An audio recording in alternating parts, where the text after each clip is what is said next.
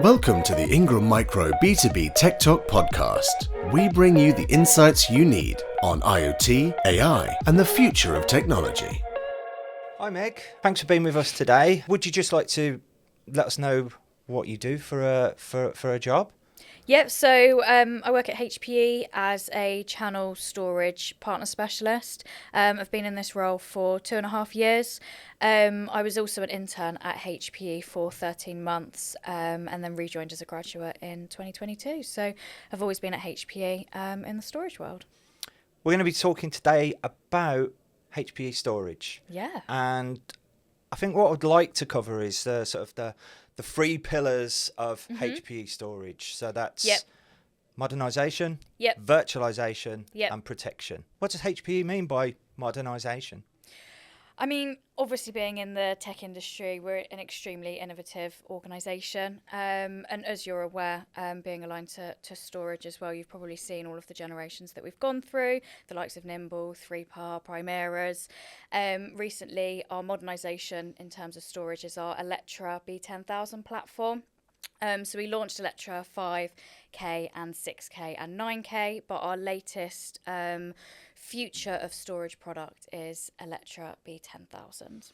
Okay, so let's talk about the Electra B10000. Yep. How is that set apart? What's the differentiator between that now, and where are we going with that? So Electra B10000 is the industry first disaggregated scale out block storage system, but it also has block, file and object personalities that can go on the Electra MP platform. So it's just showcasing how that diverse and versatility of the platform as well. So the B in B10000 stands for block storage, which of course HPE have been known for amongst the years.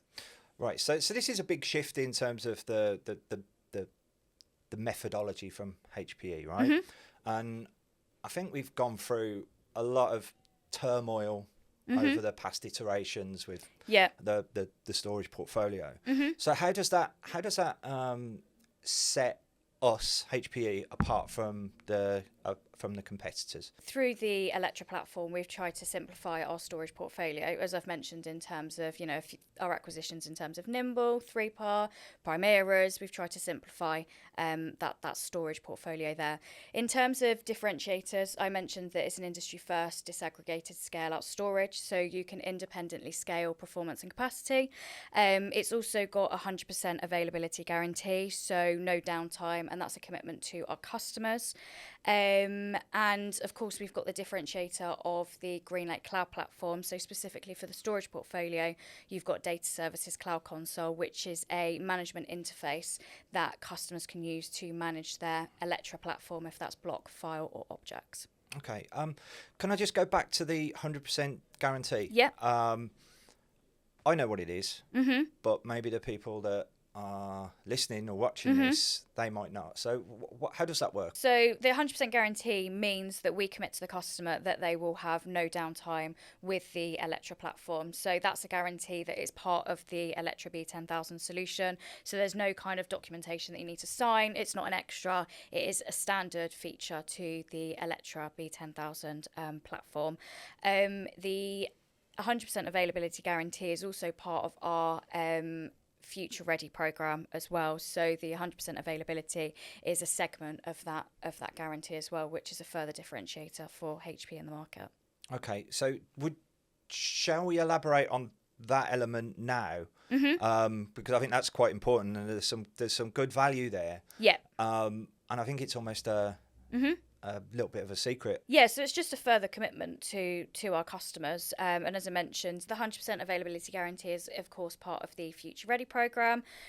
We've also got security features on there as well. So Zerto has been integrated into the Electra platform as well. So we've got security guarantees on there as well in terms of 0 RPOs and RTOs. RPOs being recovery point objective, and then RTOs being recovery time objective.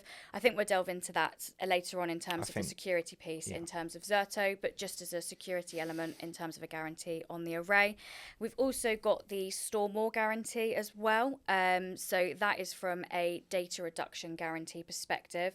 So when we're going through the process of scoping the opportunity, a key thing that obviously we want to ask is, how much of the data is reducible and what is a clear kind of data reduction ratio that we can commit to our customers. So this is an agreement of up to 4:1 that we can commit to our customers as well. So we clearly identify the storage that will be on the array and commit to our customers of a clear ratio, which some of our competitors will sometimes go into maybe a higher data reduction ratio, but that isn't actually a clear commitment to the customer without certain questions asked. So this is a real world reduction in data that you are guaranteeing at the point of sale to reduce the size of the footprint of the infrastructure, stop over provisioning, buy what they need now, and then what happens after that? So as I mentioned, because of the scalability and flexibility of the array, then you can start small and scale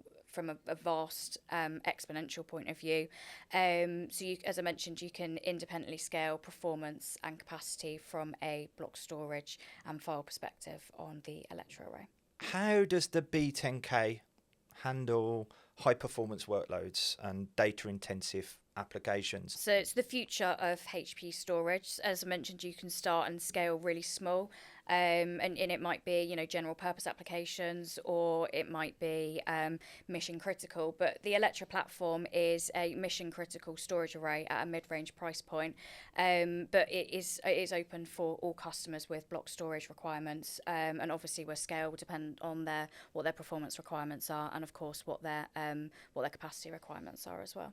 There's this thing that I've heard about called GreenLake. Where does Electra align with the as a service model? So the Electra platform can be procured or purchased through the GreenLake model. So from a units of measure point of view, it would scale per terabyte. One thing when we went to market with the Electra platform is that we positioned it as GreenLake for block storage, GreenLake for file storage, and then GreenLake for object storage on the Electra MP platform. But of course, with the GreenLake word, you initially think, that operational expenditure and that model there. So which is why we've now rebranded it to Electra B10000 and removed that GreenLake terminology. So for the avoidance of confusion, the B10K now can be, let's say, CapEx or OpEx, and it's so we don't care which way you go, but the value is still there regardless of which route you take. We've just taken the GreenLake element out of the naming convention. Yes, from a block storage point of view, but from a file storage point of view, it's still GreenLake for file storage on Electra MP platform, utilising Vast software. So we've got an agreement with Vast, so their software is embedded within the Electra MP platform when you select kind of that file personality on the array. But the reason that we went to market with GreenLake is obviously, as I mentioned, we've got the GreenLake Cloud Platform, which is the management interface that customers use across our portfolio, if that's storage, compute, if they are on a GreenLake model. And of course, we've got Aruba Central on there as well. So that's where the branding point of view came from in terms of that GreenLake. But from a GreenLake perspective, then absolutely, then you can procure Electra through that growth model as such. So I've heard about this thing called AI. Seems to be quite popular at the moment. How does Electra fit in with the AI journey in terms of what can that offer in terms of how we can move our AI projects forward? So there's two parts. So the first one is the AI capability that is actually as part of the Electra platform. So it's got AI Ops, which is based on our InfoSight capability, which came from our Nimble acquisition in 2017. And this AI capability, so there's a statistic with InfoSight that 87% of issues that arise on the platform get automatically resolved on the platform to the point you aren't even notified of them. So there's that AI capability that we've rebranded in terms of AI operations in terms of the platform. The second piece in terms of how are we helping our customers, a key part of a successful AI project, you've got to start from reviewing the data. The AI platform, or however you're looking to utilize AI within your organization, starts from the data that you've currently got. So, helping customers unlock the true value of their data. And, Electra is, a perfect fit for customers in terms of that AI journey. Many customers, many organizations have targets around specific areas. One of them I'm thinking about is sustainability. Where do we fit in with that sustainability message model?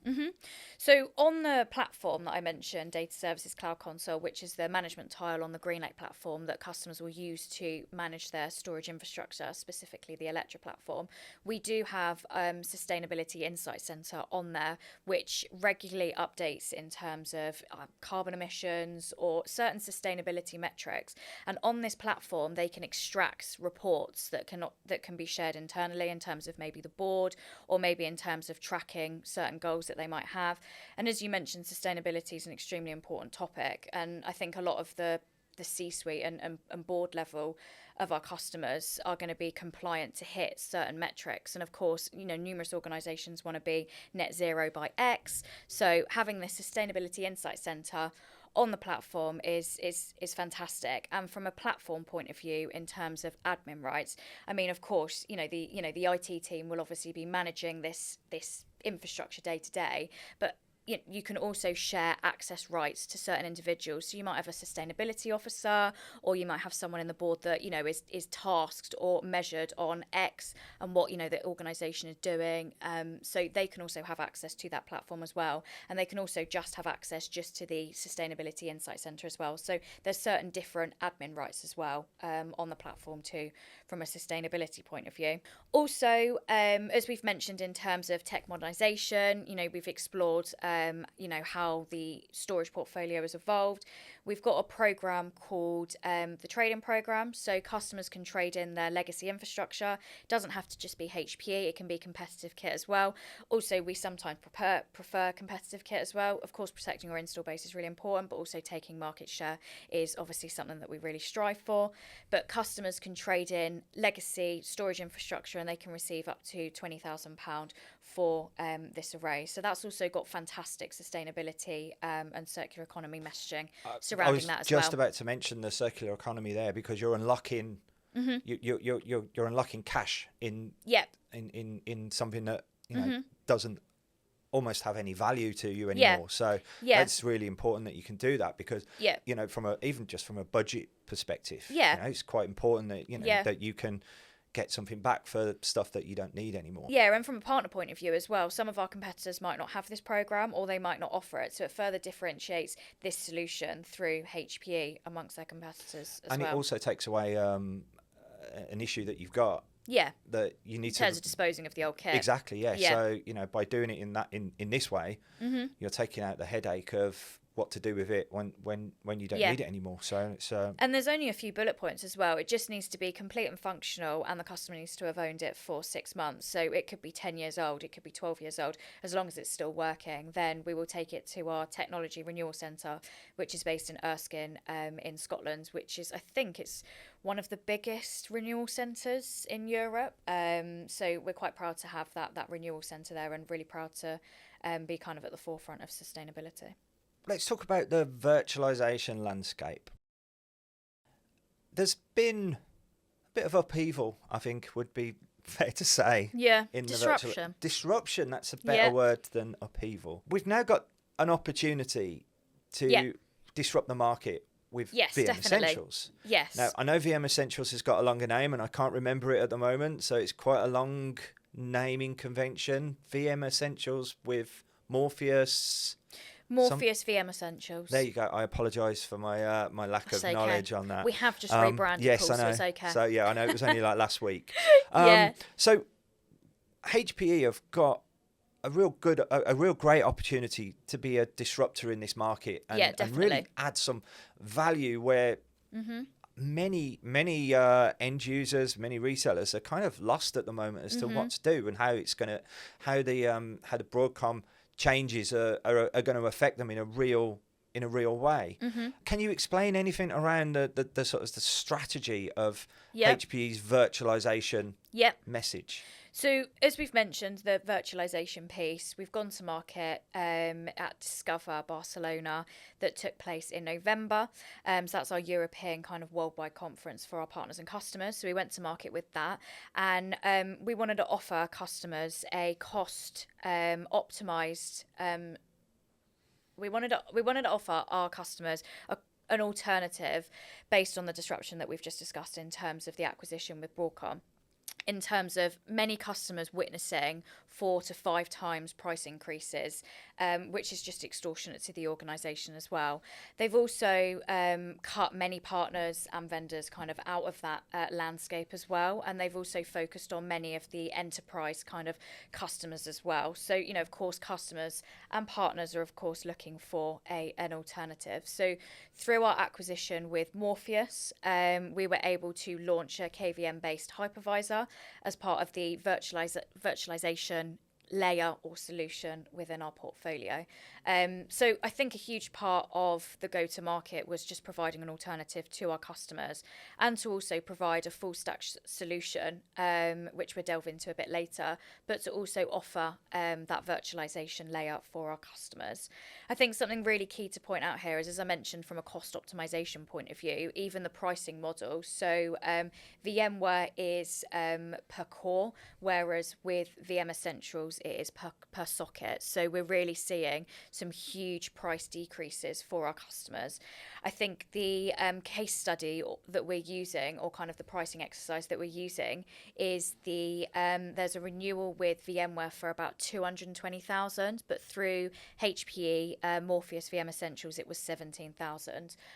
So we're definitely seeing through these, you know, pricing exercises and working with our customers, significant price decreases through this offering. So that sounds like it's going to be music to many people's ears, right? So, yeah, absolutely. I think just to cover off something. So I don't know if I said this, but a new virtualization platform. Yeah.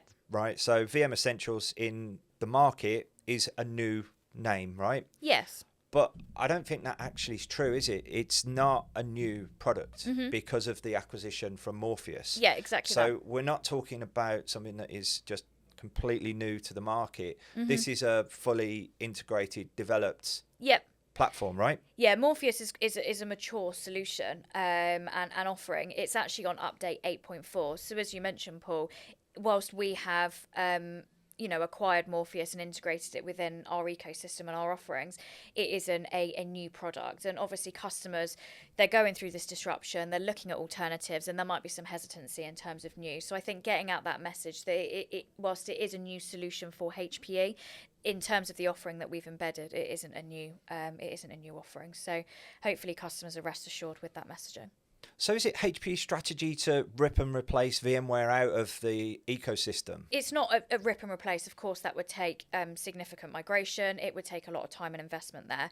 I think the great capability of VM Essentials is the integration and manageability of VMware estates as well as Morpheus VM Essentials. On the Data Services Cloud Console, you can actually manage your VMware estate as well as your VM Essentials estate as well. So it's not necessarily a rip and replace. Of course, if customers would wish to do that, then of course. But I think the majority of customers will probably want to alleviate costs. So we'll probably, transfer, VMs through VM Essentials, but also manage their VMware estate through that tile. So it gives the customer the flexibility still to co-manage both. So this is about identifying the right type of workloads that can be migrated into VM Essentials. Yes.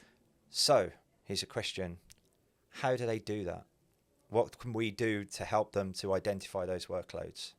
So we've got a VMware assessment tool called Cloud Physics. So we actually acquired Cloud Physics in 2021, and it used to be £1,000, the assessment tool. It's now completely free to our partners and customers, and this is a really in-depth kind of view in terms of optimization, consolidation.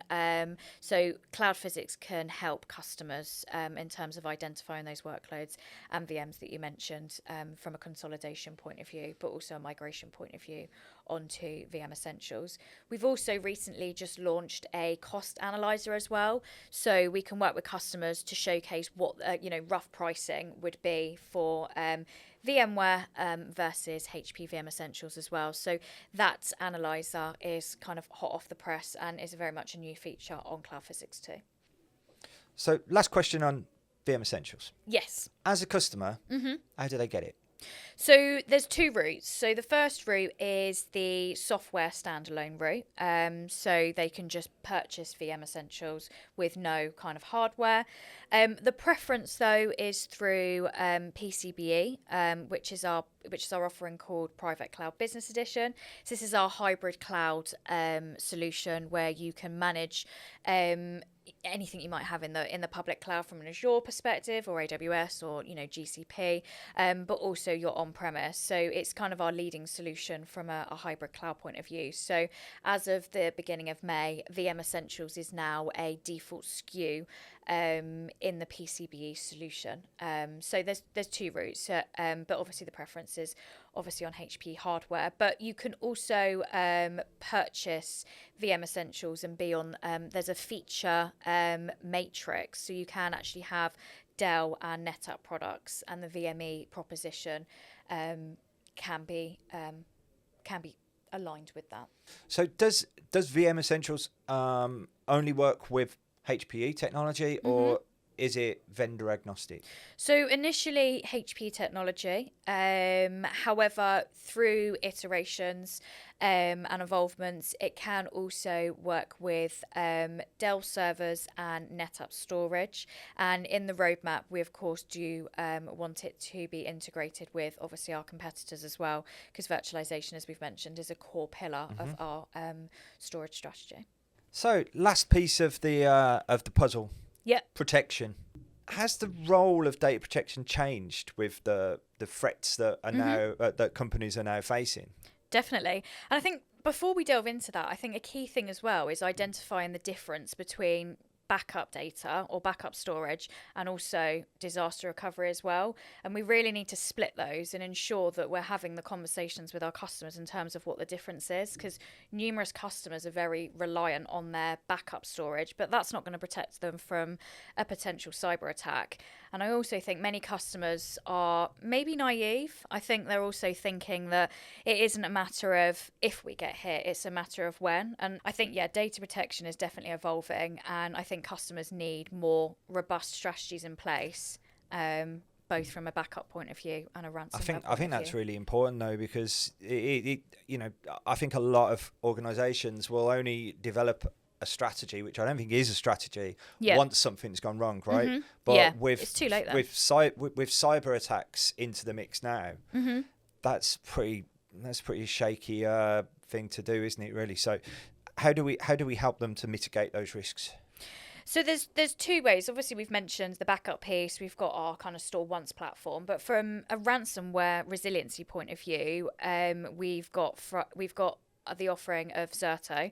So we've got Zerto, and then we've got CRV, which is our cyber resilience vault, and it is an industry-leading solutions in terms of net zero RPOs and RTOs. So it's giving customers that security that if and when they do get hit, that there is a kind of an insurance policy as such there to protect them and get them back up and running. In terms of expense, I think really you've got to put a value on how much do you value your organisation being able to trade and continue, right? The cost is far more if you don't do anything.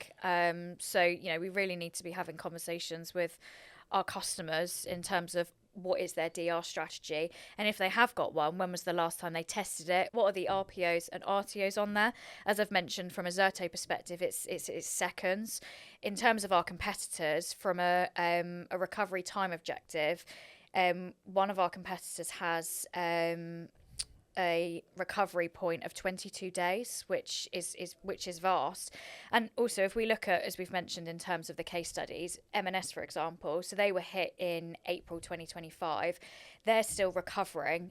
So we're now in June time. They're still trying to get their online systems back in July. And that's just probably an optimistic goal, to be honest. And every week since they've been down, they're losing £40 million, which is huge. And yes, they are obviously a leading retailer within the UK, but these figures are huge for also SMB customers if they were to get hit as well. And numerous customers have gone bust from a cyber attack. So that's even more catastrophic as well, that the business can't even continue. So from a business continuity point of view, having that protection, having that strategy in place, making sure you're testing it is so important. But if you're not having these conversations with the customers, they might not even be thinking about it too. They might just think, oh, we're all fine. And then, like we've mentioned, they're not all fine when they do get hit. And then they realise the impact and, the severe stress from an emotional point of view and a business point of view of the situation that they're now in. And I guess from the Zerto perspective, the features are there to allow them to sort of to test and predict what would happen, what could happen from a disaster point of view, and allows the end users to understand where their threats are, where the weaknesses are, to mitigate how they actually do get back online even with the Zerto solution in place, within their infrastructure, they still should be testing that as well. An amazing feature of Zerto as well is the continuous data protection piece with Zerto, and also they've got continuous journaling as well. So if they did get hit with an attack, it's up to date, and that is where the RPOs and the RTOs come from due to that feature of the Zerto offering. You mentioned CRV, Cyber Resilience Vault. Yep. Can you give us a little bit of information or elaborate on that? Yeah, definitely. So Cyber Resilience Vault is something that we launched last year, and it is a mutable clean room, and it's a physically air-gapped solution. Of course, it's got the Zerto solution. So it's got the Zerto solution. It's also got the compute element, Electra, and networking. So it's almost another data center, which connects to the data center of where all the data is held at. So if you were to get hit, it's not connected to the environment and to the network. So we've got that zero trust architecture there to ensure that as I mentioned, if they were to get hit, that they would be protected, and that's completely immutable. So thanks, Meg. We've covered a huge amount over this short period of time. I think we've covered the 3 pillars. Yeah, definitely. Modernisation, virtualisation, and protection. Yep. Thank you for your time, and thank you for being with us. Thank you for having me. And if there are anyone who's watching has any questions, please by all means contact me, and we can move this forward and help you with whatever we need to do. So, but again, thanks, Meg. Thanks for being here. Thank you.